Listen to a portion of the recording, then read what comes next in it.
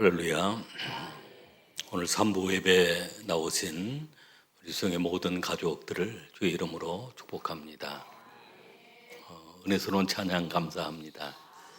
우리 한번 옆 사람과 인사하실 때 오직 예수님이십니다 라고, 오직 예수님이십니다. 감사합니다.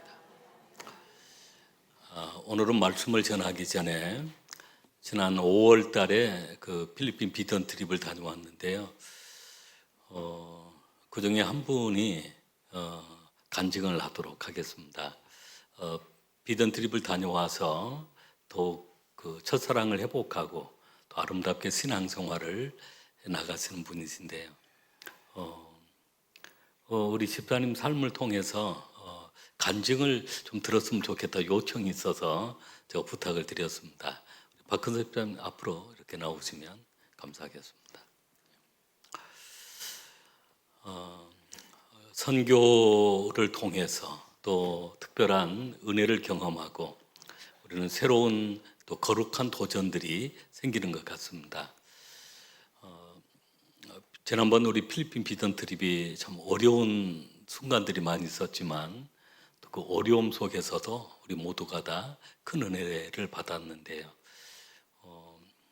우리 박근서 집사님 오늘 간증할 때 여러분 모두에게 은혜가 될 줄로 믿습니다. 앞에 나오면 떨리니까 한번 격려의 박수를 잘 하시도록 하겠습니다. 감사합니다.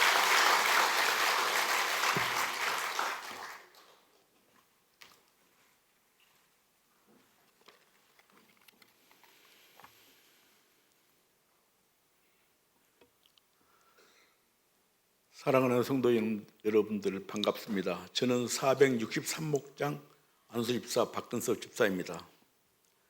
이 자리에서 간증하게 하시는 하나님 아버지께 감사와 영광을 올려드리며 송지혜선 이 목사님께 감사드립니다. 2021년도에 주님께서 제 마음에 필리핀 교회 건축을 하는 감동을 주셨고 즉시 순종하여 선교 헌금을 드렸습니다. 목사님께서 헌당신과 선교 여행 참여를 권유하실 때 제 나이에 가둬들까 하는 걱정이 되었지만 아멘하고 순종하게 되었습니다. 필리핀 선교 여행 중에 예수님을 만나야지, 잃어버린 예수님의 첫사랑을 회복하고 싶은 마음으로 선교 여행을 가게 되었습니다. 일로일로를 행할 때 은혜가 넘치는 아름다운 시골의 작은 교회를 생각하면서 미지의 땅 일로일로 행 비양교에 몸을 맡겼습니다. 섬 지역이며 산악지대였습니다. 한국 애국에서 문자로 이염지근이 출입을 자제하는 문자가 왔습니다. 가슴이 덜컥했지요. 알고 보니 반군이 가끔 출연한다는 지역이었습니다. 첫 헌당식 교회를 도착했을 때 건물은 초라하지만 웅장하게 느껴졌고 주님의 사랑을 느끼게 하는 교회였습니다. 평화로운 모습에 찬양이 넘치는 교회였습니다.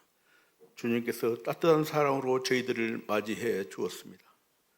주님께서 내 마음과 내 눈이 항상 여기에 있느니라 그 말씀하신 것을 느꼈습니다. 헌당식을 하면서 주님 감사합니다 고백하게 되었습니다. 세 분 권사님의 워십은 하늘에서 내려온 천사들의 모습이었고 선교팀들의 특송은 교회 안에 은혜로 가득 채워졌습니다. 선교 팀원들이 하나가 되어 얼굴에는 땀과 기쁨과 눈물이 가득했었습니다.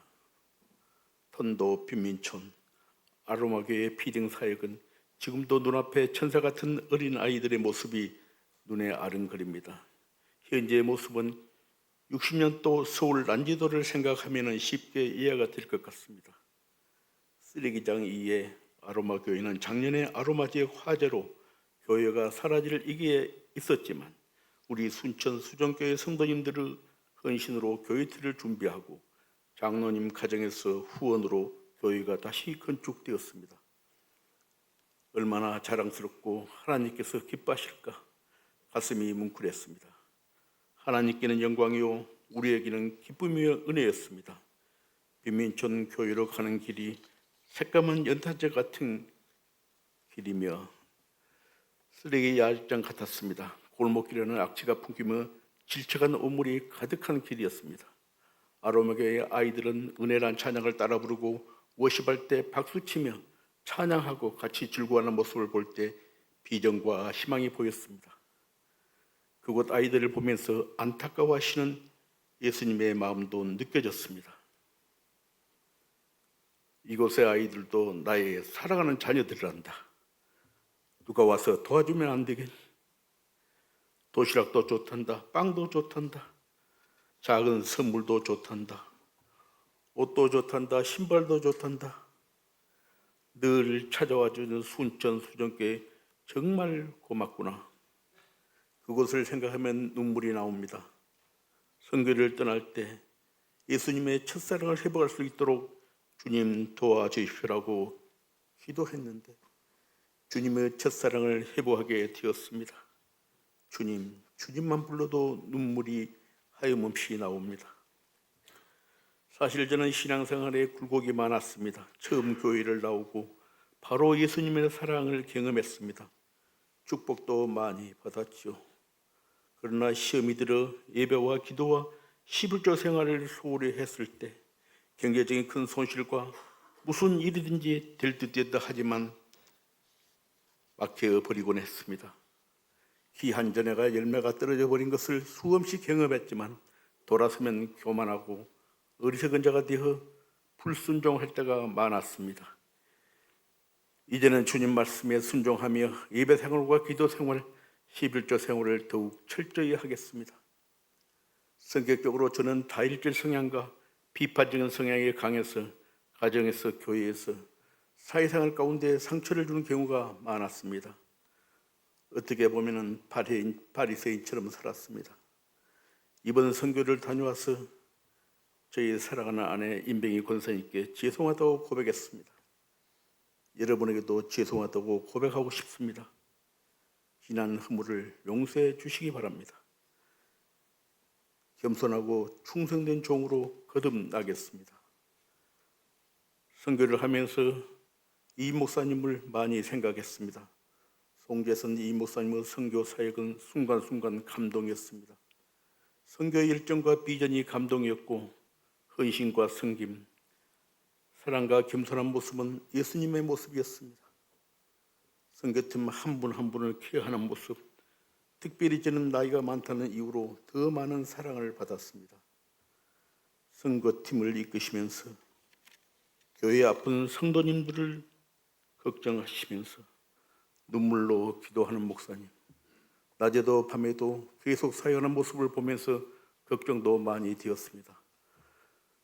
목사님 사역에 기도 동역자가 되기로 결심했습니다.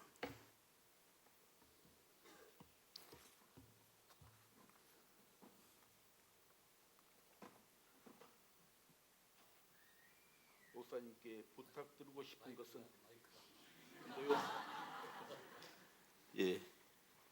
목사님께 부탁드리고 싶은 것은 목사님도 이제 연세도 있고 하실 일도 많이 남아 있으니 한 템포 쉬어가면서 건강도 챙기시고 오래오래 선교 사역을 이어가셨으면 좋겠습니다. 선교 사역을 동행하면서 목사님을 더 사랑하고 존경하게 되었습니다. 그동안 목사님을 위해 많이 기도하지 못한 점을 회개합니다. 이제는 목사님 사역을 위해 더 기도하며 동역하겠습니다. 목사님 사랑하고 존경합니다.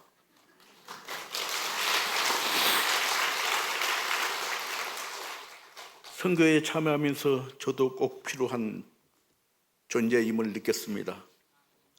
대형마트를 갔을 때는 팀원들이 계산대에 줄을 서서 반 시간, 1시간 정도 기다려야만 했습니다. 그러나 저는 시니어 계산대를 이용할 수 있어서 팀원들이 저를 따라오면 기다리지 않고 바로 계산대를 통과할 수 있었습니다. 얼마나 큰 은혜인가요? 마트만 가면 서로 저를 부르고 인기가 이만저만이 아니었습니다. 다음 기회에도 선교 여행을 꼭 가고 싶습니다.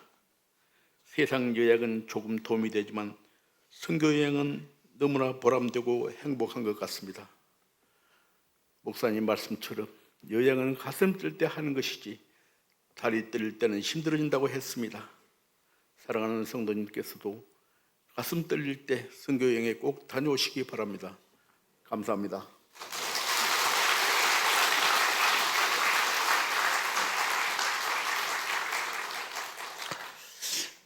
선교 여행을 다녀와서 또 많은 변화를 경험하고 계시고 그 간증문을 작성해서 표현한 그 표현들이 작가가 쓴 것 같아요. 예. 연세가 많으신데 아주 젊은 작가가 쓴 것처럼 너무너무 감동적이었고 은혜가 되는 간증이었습니다. 다시 한번 감사의 박수 한번 하시면 감사하겠습니다. 예, 고맙습니다. 선교 여행은 가슴 떨릴 때 하는 것이 다리 떨리면 여행하기가 힘들어집니다. 여러분들도 한번 도전들을 해보시면 그 선교를 다녀와서 큰 은혜를 또 경험하게 되어지고 또 사역에 좋은 동역자가 된 것 같습니다. 저를 사랑하지 않은 분들은 꼭 선교 여행을 같이 한번 다녀오시면 좋을 것 같습니다. 감사드리고요. 우리가 지난 주간에 우리 교회는 부흥성회를 통해서 또 큰 은혜를 경험했습니다. 부흥성회를 또 경험하고 난 다음 우리가 많은 은혜를 받았는데 은혜를 쉽게 소멸하지 않고 그 은혜를 기억하고 감사하는 삶을 살아갈 때 하나님은 새로운 축복들을 또 우리에게 약속하고 계십니다. 오늘 우리가 봉독한 그 본문의 말씀은 예수님께서 예루살렘을 향하여 가실 때 갈릴리와 그 사마리아 그 사이길로 가시게 되었습니다. 그곳에 누군가를 만나기 위한 예수님의 의도가 계셨던 것 같습니다. 그곳은 참으로 외롭고 병들어 살아가는 나병 환자 촌이 있었습니다. 누구나 그곳은 가기 싫어하는 장소였습니다. 그런데 예루살렘을 향하여 가시면서 예수님께서 의도적으로 그 길로 가셨던 것입니다. 그리고 그곳에 10사람의 나병 환자를 만나게 되어지는데 그들이 치료받고 회복되어지는 그리고 그들이 감사하는 내용들을 본문에 담고 있는 것입니다. 오늘 이 본문의 말씀을 통해서 오늘 첫 번째는 10사람의 나병 환자가 치료받았습니다. 할렐루야. 주님께서 오늘 우리도 치료해 주심을 믿으시길 바랍니다. 주님이 찾아오셔서 치료해 주신 것입니다. 그들이 치료받게 된 것은 바로 주님이 찾아오신 것, 주님이 그곳에 신방으로 오신 것입니다. 우리 지난 부흥성회 때 예수님의 신방이라고 하는 그 주제의 말씀도 우리가 큰 은혜를 받았습니다. 예수님이 찾아오신 것입니다. 오늘 여러분의 가정에도 주님이 찾아가시고 여러분의 심령에도 주님이 찾아가시고 우리 교회 가운데 주님이 찾아오심을 믿습니다. 부흥 강사였던 김하경 선교사님이 그 부흥회를 마치고 저에게 그런 얘기를 했습니다. 저와 몇 사람이 있는 그런 시간이었는데요. 그 선교사님이 평생 사역을 하면서 천사 모습을 2번 보았답니다. 한 번은 그 독일에서 그 선교하는 현장에서 집회하는 곳에 그곳에 천사가 와 있었고, 그리고 한국 교회에 코로나 이후에 한 180개 교회를 집회를 하게 되었는데 이번에 우리 수동교회 집회를 하는 동안 천사가 수동교회에 찾아와 있는 모습을 보게 되었다는 것입니다. 할렐루야. 오늘 주님이 우리 가운데 찾아오신 것입니다. 성령님이 우리 가운데 찾아오신 것입니다. 또 하나님이 천사를 보내셔서 우리와 함께 찬양하게 하시고 또 병든 자를 치료케 하시고 이롭게 하시는 사역을 하시는 것입니다. 나한 자 10명이 그곳에서 예수님을 만나기 위해서 이제 그곳에 나왔다가 그들이 고침받게 된 것은 예수님이 찾아오셨는데 찾아오신 예수님을 향하여 그들이 간청했습니다. 예수 선생이여, 우리를 불쌍히 여겨주소서. 하나님은 우리의 기도를 들으십니다. 예수님은 우리의 기도를 들었습니다. 우리의 작은 신음소리까지도 들어주시는 예수님이십니다. 우리가 봉독한 말씀 13절로 14절 말씀을 같이 읽겠습니다. 선생님이여 우리를 불쌍히 여기소서 하거늘 보시고 이르시되 가서 제사장들에게 너희 몸을 보이라 하셨더니 그들이 가다가 깨끗함을 받은지라. 아멘. 예수님께서 그 갈릴리 사이길로, 사마리아와 갈릴리 사이길로 지나가시다가 11절에 한 마을에 들어가시니 그 마을로 신방을 가신 것입니다.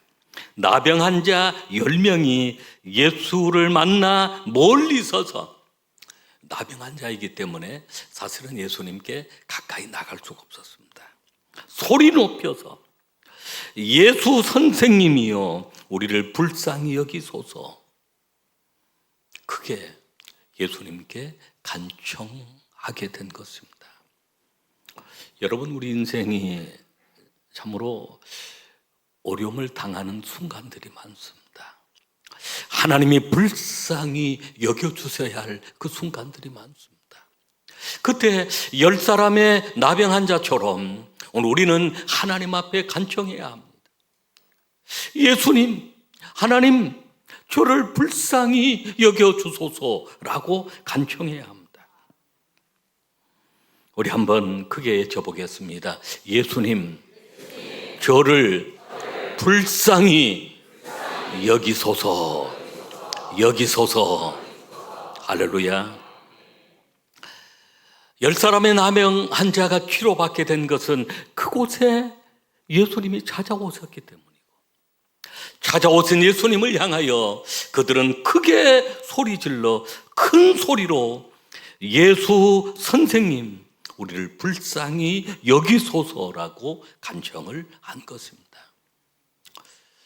우리 기독교의 신앙은 기도하는 신앙입니다. 기도할 때 하나님께서 우리의 기도를 들으시고 응답하시는데, 때로는 부르짖어 기도하고 큰 소리로 기도하고 간절한 마음으로 기도하고, 기도할 때 우리의 기도를 들으시고 응답하시는 하나님이심을 여러분 믿으시길 바랍니다. 나병 환자가 고침받았다면 우리 또한 부르짖어 기도할 때 주님이 치료하시고 회복해 하시고 우리의 소원들을 이루어 주실 줄로 믿습니다. 그 나병 환자가 그렇게 고침받게 된 것은 예수님의 말씀을 듣고 말씀을 의지하고 순종했기 때문입니다. 14절 말씀 속에 가서 제사장들에게 너희 몸을 보이라 하셨더니 예수님이 그렇게 말씀하셨습니다. 그때는 제사장이 병을 진단합니다. 나병이 걸렸는지를 진단하고 또 나병이 치료되었는지를 진단을 합니다. 제사장이 진단을 해서 가정으로 돌아갈 수 있다라고 진단을 해 주어야만 돌아갈 수가 있었습니다. 가서 제사장에게 보이라.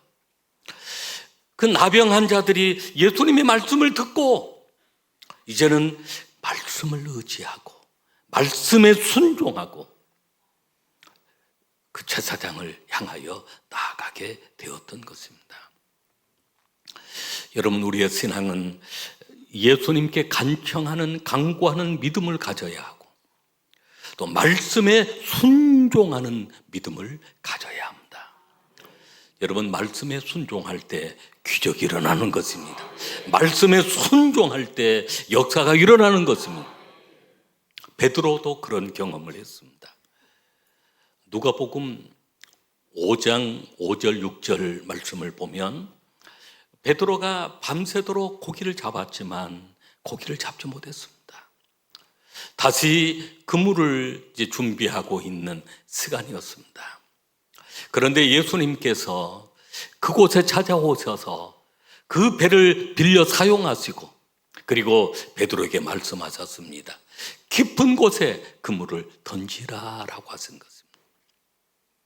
베드로는 즉시로 밤이 맞도록 수고했지만 내 노력, 내 경험, 내 지식을 통해 밤새도록 땀 흘려 수고했지만 얻은 것이 없었습니다.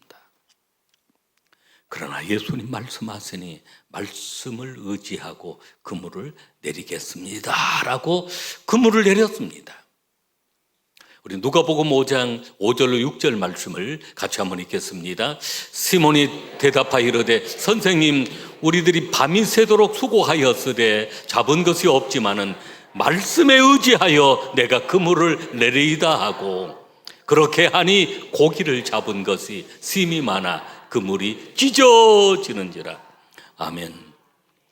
그물이 찢어졌다는 것은 그물이 터지도록 고기를 많이 잡게 되었습니다.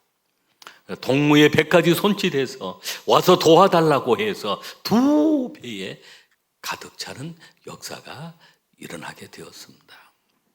여러분, 우리 세상이 그렇습니다. 우리가 많은 지식, 많은 경험, 어떤 분야에 많은 지식과 경험이 있고 밤새도록 땀 흘려 수고하면 성공할 것으로 생각하지만 꼭 그렇지만은 않습니다. 하나님이 도와주세요. 오늘 믿음이 하나님 말씀에 순종하는 그 믿음, 하나님 말씀을 의지하는 그 믿음을 통해 기적을 경험하신 줄로 믿으시길 바랍니다. 10사람의 나병 환자도 예수님 말씀을 듣고 제사장에게 가는 그 순간 고침을 받고 치료를 받게 되었던 것입니다. 오늘 하나님의 긍휼하심, 말씀을 의지하고 순종하는 자에게 주님의 긍휼하심이 함께합니다. 오늘도 주님은 십자가 위에 피 흘려 돌아가시며 오늘 그 십자가에서 우리를 향하신 그 사랑, 그 긍휼하심, 긍휼을 베풀어 주심, 그 은혜가 우리와 함께 하심을 믿으시길 바랍니다. 두 번째는 그 중에 한 사람이 돌아와 엎드려 감사했습니다. 여러분, 그 중에 그 한 사람이 될 수 있길 바랍니다. 15절로 16절 말씀을 같이 읽겠습니다.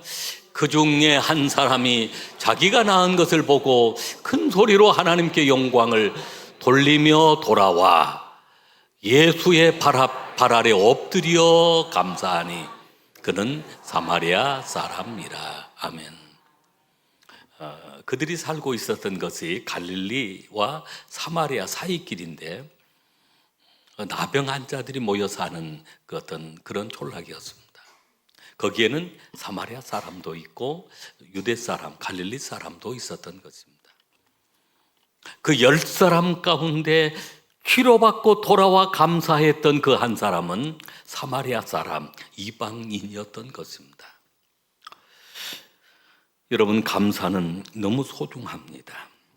감사라고 하는 것은 무엇일까요? 받은 은혜를 보답하는 마음과 행동입니다. 오늘 우리는 많은 은혜를 받은 사람들입니다.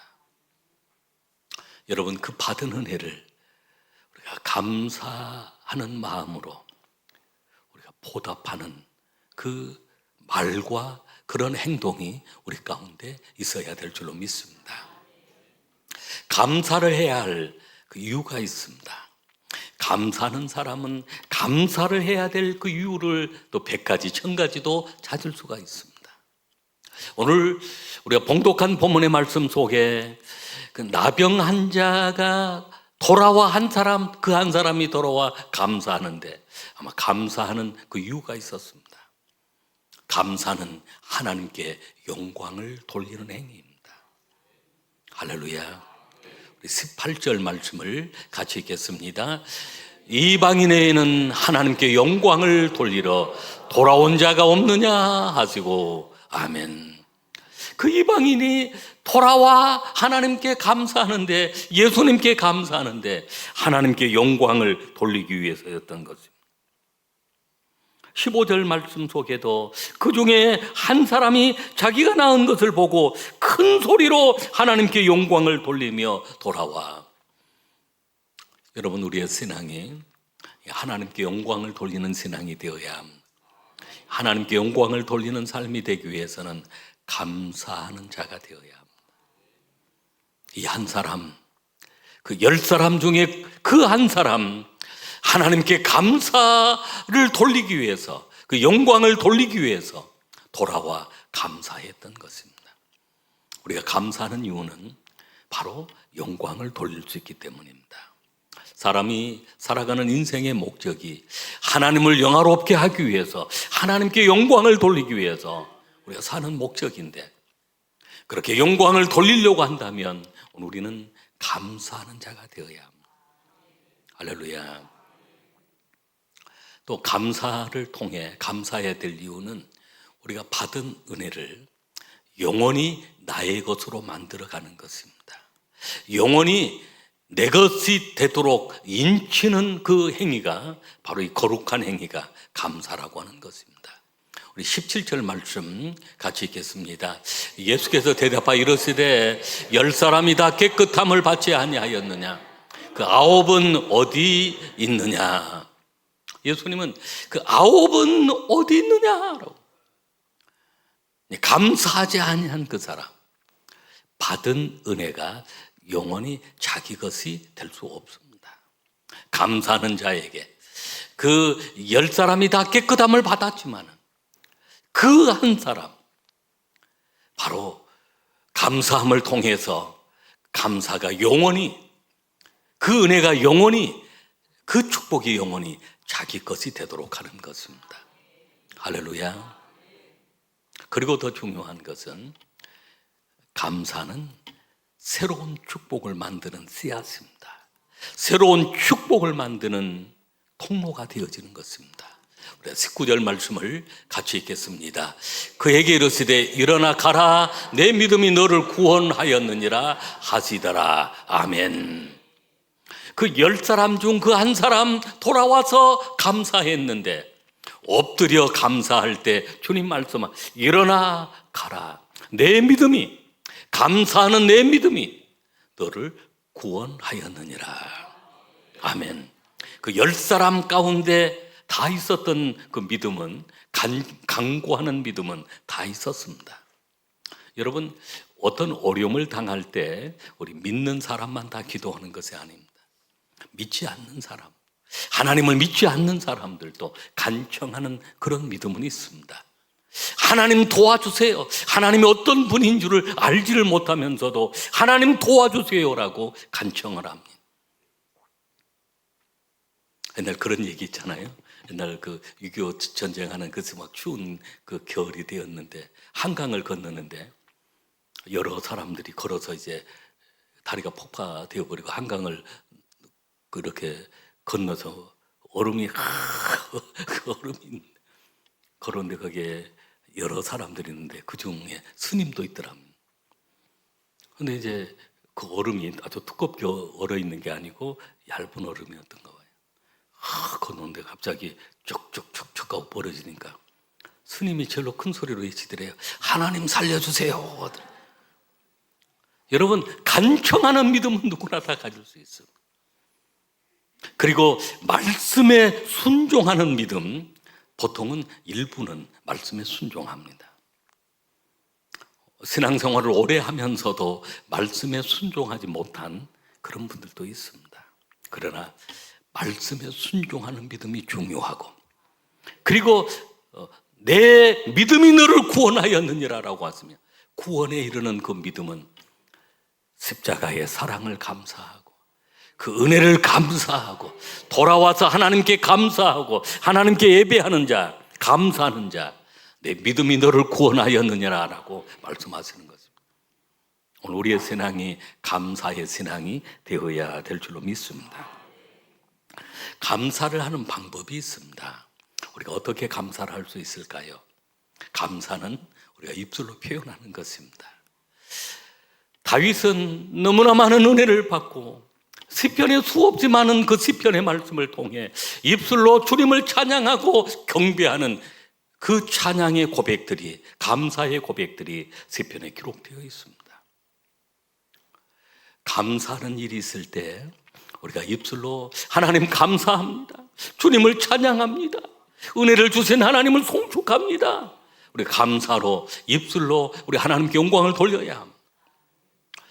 우리가 여러 사람들과 더불어 살아가면서도 서로 많은 은혜를 받고 은혜를 베풀며 살아가는데 감사의 고백이 중요합니다. 여러분 부모님께 감사하다라고 고백을 해보시길 바랍니다. 할렐루야. 우리 권사님 한 분 이부 찬양대 섬기시는 권사님이 어제 그런 얘기를 하시더라고요. 딸이 새벽 2시인가 1시인가 카톡을 보냈는데 부모님 감사합니다. 그렇게 카톡을 보냈더래요. 밤 1시 2시에 부모님 감사하면 생각해 보니까 감사합니다. 그럼 부모님들이 걱정하죠. 무슨 마음으로 이렇게 하는가.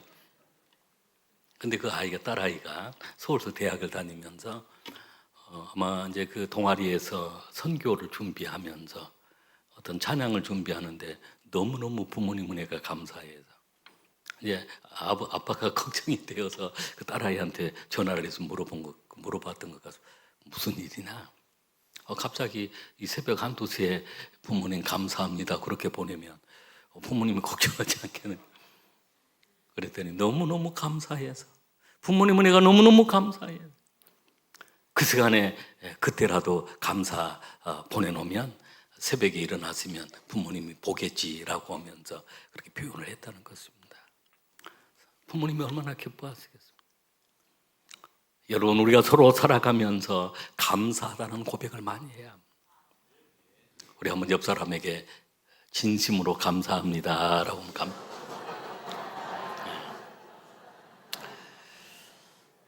저도 목회 사역을 하면서 여러분 한 분 한 분을 생각하면 너무너무 감사한 일이 많습니다. 감사합니다라고 여러분에게 고백하고 싶습니다. 우리가 서로 감사하는 것 너무너무 소중한 축복이 되어지는 것입니다. 입술로 감사하다라고 고백하고 두 번째 단계가 있습니다. 예물을 드려 감사하는 것입니다. 마리아는 주님의 은혜가 너무 감사했습니다. 그 감사를 표현하기 위해서 옥합을 깨뜨린 것입니다. 그리고 그걸 주님께 아낌없이 부어드렸습니다. 우리가 주님 앞에 드리는 물질들이 어떤 의무적으로 드리는 것보다 자원해서 감사함으로 드릴 때 하나님이 더 기뻐하신 줄로 믿습니다. 우리 항공기관 훈련을 하면서 이번 부흥성회를 마치고 감사하는 은혜 받은 얘기를 소감문을 카톡으로 보내라고 했는데 아마 한 95% 정도 보내신 것 같습니다. 근데 그분들 어젯밤에도 그 내용들을 읽어보면서 눈물이 나왔습니다. 감사의 그 표현들을 하고 은혜 받은 얘기를 하면서 이번에 말씀을 통해 은혜를 받았습니다. 이제는 마리아처럼 옥합을 깨뜨리는 감사로 옥합을 깨뜨리는 신앙이 되겠습니다. 7 기둥을 세워나가는 그러한 일꾼이 되겠습니다. 그러한 결단의 내용들을 보면서 참 너무 많은 감동이 되었습니다. 우리가 하나님께 감사로 표현하는 그 방법이 바로 예물을 드려 감사하는 것입니다. 세 번째 단계가 있습니다. 우리의 몸을 들여서 주님의 몸된 교회를 위해 봉사하고 전도를 하고 선교를 하고 그리고 교회 여러 사역들을 위해 함께 동역해 나가는 것, 내 몸으로 봉사하는 것, 이거 아름다운 감사의 표현인 것입니다. 성도님들 가운데 그런 분들도 계십니다. 가정에 가사 도우미들을 불러서 집안 청소시키는 분들 계십니다. 그러나 그분들이 교회에 나와서 열심히 교회 본당이든 어떤 맡아 있는 그런 부분들을 청소하시는 모습을 보게 되어지는데요. 직접 자신의 몸으로 헌신하고 싶어하는 그런 마음입니다. 감사의 표현이 그렇습니다. 우리가 입술로 고백하는 그 감사 소중함, 예물을 드려서 감사하는 그 감사가 소중함, 그리고 우리의 몸을 들여서 감사하는, 헌신하며 감사하는 주님이 기뻐하는 귀한 감사가 될 줄로 믿습니다. 마지막 세 번째 감사 9명의 나병 환자 감사하지 않았습니다. 17절 말씀을 우리 한번 다시 읽겠습니다. 예수께서 대답하여 이르시되 10사람이 다 깨끗함을 받지 아니하였느냐? 그 9은 어디 있느냐? 이 9사람 나병 환자에서 고침을 받았습니다. 그런데 감사하지 아니했다는 것입니다. 감사하지 않은 사람은 감사하지 않을 이유도 100가지 1000가지 찾아볼 수 있습니다. 나병 환자 그 9사람이 감사하지를 못했을까? 여러 가지 아마 그 이유들을 찾아볼 수 있습니다. 그 중에 아마 이런 생각이 있을 수 있습니다. 내가 치료받은 것, 내게 기적이 일어나는 것, 예수님 때문이 아니라 아마 내가 노력해서 노력한 결과일 거야. 아마 그렇게 생각할 수 있습니다. 아니, 예수님이 하신 일이 단지 말씀 한마디밖에 안 했지 않느냐? 가서 제사장에게 보이라라고 하는 그 말씀 한마디밖에 안 했지 않느냐? 내가 나온 것도 내가 나왔고, 내가 제사장에게 가는 것도 내가 갔고, 내가 하면 거기에는 감사가 없을 수 있는 것입니다. 하나님이 하셨습니다. 주님의 은혜입니다라고 고백해야 감사할 수 있는 것입니다. 오늘 현대인들은 다 교만한 마음이 들어가면 내가 했다는 생각이 듭니다. 우리 동네에 수많은 사람들이 있지만 내가 나왔지 않느냐? 제사장에게 가는 것도 내가 갔지 않느냐? 자신의 노력으로 이루어졌다고 생각하면 감사한 마음을 갖지 못하는 것입니다. 여러분, 그렇습니다. 우리가 세상을 살아갈 때 수없이 많은 노력들을 합니다. 그러나 하나님의 도우심이 없이는 사실은 이루어지지가 않습니다. 사람이 노력만 해서 되어진다면 누가 성공하지 못할 사람이 누가 있겠습니까? 질병의 치유도 하나님의 도우심이 필요합니다. 우리의 모든 범사의 삶이 하나님의 도우심이 필요한 것입니다. 하나님이 하셨습니다. 하나님이 이루어 주셨습니다. 우리가 이 고백을 해야 합니다. 내가 했다는 내 노력, 내 힘으로 했다는 것이 아니라 하나님이 하셨다라고 할 때 감사할 수 있습니다. 재물도 마찬가지입니다. 여러분, 노력해서 어느 정도 재물을 가질 수는 있을지 모르겠습니다. 그러나 하나님이 주셔야 합니다. 재물 얻을 능력을 하나님이 주셔야 합니다. 건강도 마찬가지입니다. 어느 정도 건강 유지할 수 있을지 모르겠습니다만은 하나님이 건강도 지켜주셔야, 생명도 지켜주셔야 합니다. 어떤 분은 그렇게도 돌아가신 분 계시더라고요. 건강이 최고다. 헬스클럽 가가지고 건강 관리한다고 뛰다가 돌아가신 분도 계시더라고요. 여러분, 생명은 하나님이 지켜주셔야 합니다. 하나님이 하시는 것입니다. 이 사람이 또 그런 생각을 할 수가 있습니다. 그렇게 감사하지 못한 그 이유가 나중에 하지. 지금 우선순위가 제사장 만나는 것이 아니겠는가? 그 사람 만나고 난 다음 완치되었다라고 하면 내 집에 빨리 돌아가 봐야지. 내 자식들은 어떻게 살고 있는지, 내 아내는 그대로 집에 머물러 있는지 도망가 있는지, 이런저런 걱정되고 그런 생각들 많이 있을 겁니다. 여러분, 감사는 나중에 하는 것이 아닙니다. 지금 해야 합니다. 할렐루야. 차차, 마귀 중에 가장 무서운 마귀가 차차 마귀입니다. 나중에 하지, 나중에 봉사하지, 나중에 섬기지, 그러다가 사실은 그런 기회가 생기지 않을 수도 있고, 또 그런 기회가 생겼지만 그때는 믿음이 없을 수가 있습니다. 이 9사람이 그런 생각일 수 있습니다. 아니면 지금 가진 것이 없어서 그럴 수도 있습니다. 오랫동안 나와 환자들과 함께 지내면 무엇을 가지고 있는 게 있겠습니까? 그저 지금 제사장에게 가는 그 길이었는데 나중에 좀 더 부해지면 뭔가 있을 때 내가 예수님 찾아가야지, 그렇게 생각할 수도 있습니다. 그러나 여러분 지금이 중요합니다. 지금 감사해야 합니다. 우치무라 간조가 이런 얘기를 했습니다. 감사하는 마음이 생기지 않는 메마른 마음을 가지게 되는 것은 저주다라고 했습니다. 여러분, 감사의 마음을 가져야 합니다. 감사의 마음이 생겨나도록 우리가 기도해야 합니다. 메말라 있는 그 마음이 좋은 마음이 아닙니다. 우치무라 간조의 얘기에 의하면 이것은 저주라라고 했습니다. 탈무드에 아주 유명한 명언이 있습니다. 감사를 모르는 자를 벌하는 법은 하나님이 만들지 아니하신다. 그 이유는 감사할 줄 모르는 자는 이미 불행이 시작되었기 때문이다. 별도로 감사하지 않는다고 벌을 만들지 아니해도 이미 그 사람에게 불행이 시작되어 있다는 것입니다. 여러분, 감사는 행복의 시작입니다. 감사는 그곳에 하나님의 나라가 임해 있습니다. 예수님 모시고 감사하는 마음으로 살아가면 그곳에 하나님이 성령이 임하여 있는 것입니다. 누가복음 17장 21절 말씀을 같이 읽겠습니다. 또 여기 있다 저기 있다고도 못하리니 하나님의 나라는 너희 안에 있느니라. 아멘. 하나님의 나라는 예수님 모시고 감사하며 살아가는 자 안에 하나님의 나라가 임하여 있는 것입니다.